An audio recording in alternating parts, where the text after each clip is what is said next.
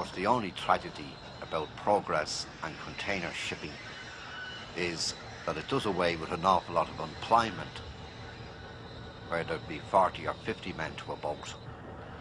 Now there's a half a dozen to a container ship. I think I'd rather see the old days with all the sacking and all the people employed. Containers may be progress, but certainly not for workers.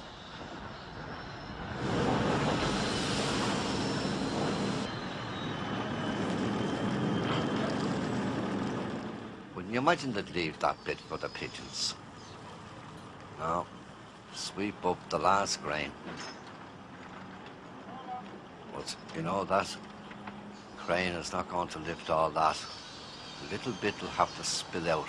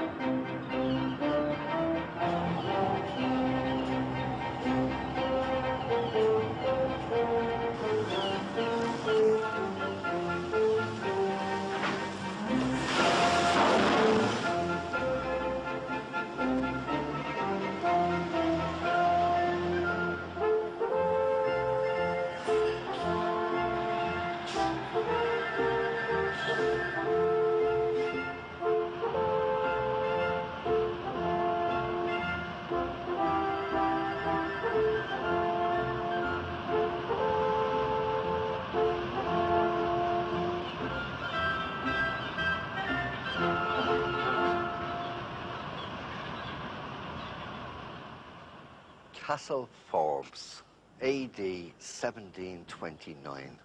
This is the heart of the North Lots. Now, George Forbes, he was the Lord Mayor of Dublin, and he got a lot here. He also got a lot over in the South Lots, Forbes Street, and he built his castle. Now, 1729 makes this a very interesting stone, because the first stone house on the north side of the city was supposed to have been Tyrone House in Marlborough Street. 1729. It's possible that the first stone house in Dublin was George Forbes's castle here in the centre of the North Lots in Dublin.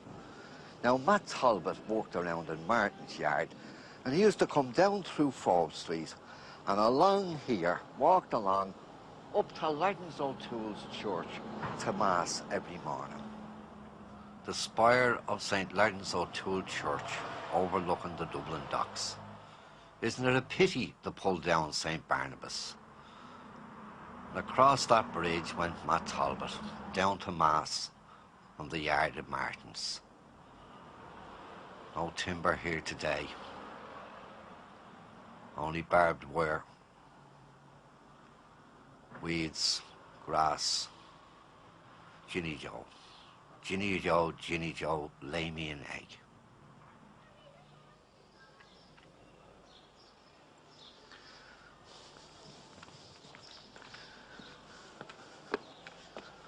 I'm going back to school. This is St. Laddens O'Toole School in Seville Place.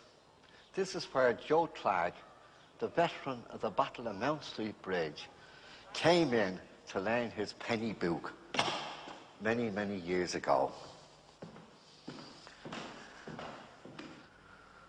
Well, this is where Joe Clark started school.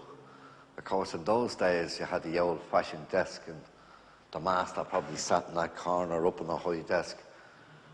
Well, there was a little boy who started off in this school by the name of Frank Cal. And of course he graduated higher up along the ladder and out and into the college and became a teacher and came back to this school and taught in it for 50 years. Frank Cal. You know, all the old schoolmasters in the old days, when we were kids, they all got little poems and doggerels. I wonder, did Frank ever get one? But there was a great old teacher up in Phibsborough, St. Peter's, Joe Sleet. And the kids used to sing about Joe. Old Joe, he was a beau. He went to Mass each Sunday. He prayed to God to give him strength to bash the kids on Monday.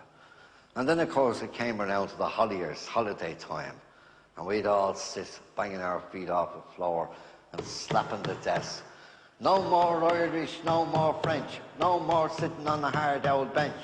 Knock on the door, knock on the stairs, and throw old Roebuck down the stairs. I hope old Johnny Roebuck's not listening to me today.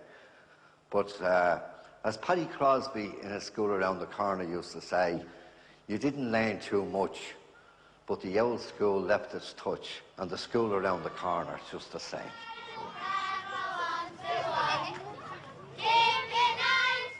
Children at Sheriff Street are warm and friendly, with laughing eyes, the same as children anywhere, and given half a chance, will grow up to be the salt of the Dublin earth.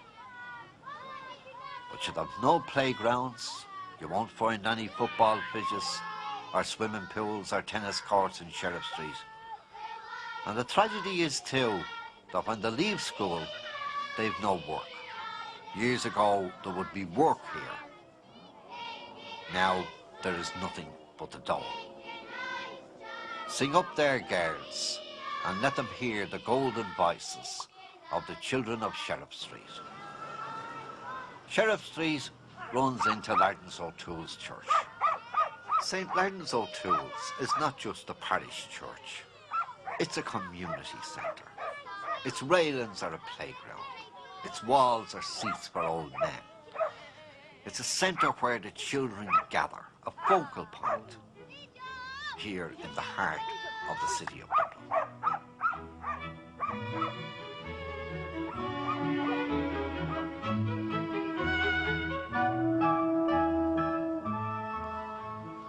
Captain McGurk's front garden. He used to have it nice too. Little flower beds in along there. Grass, nice and clear. And the old Ginny Joes. Do you remember when we were kids with the Ginny Joes? 1 o'clock, 2 o'clock, 3 o'clock, 4 o'clock, 5 o'clock, 6 o'clock. Time for tea.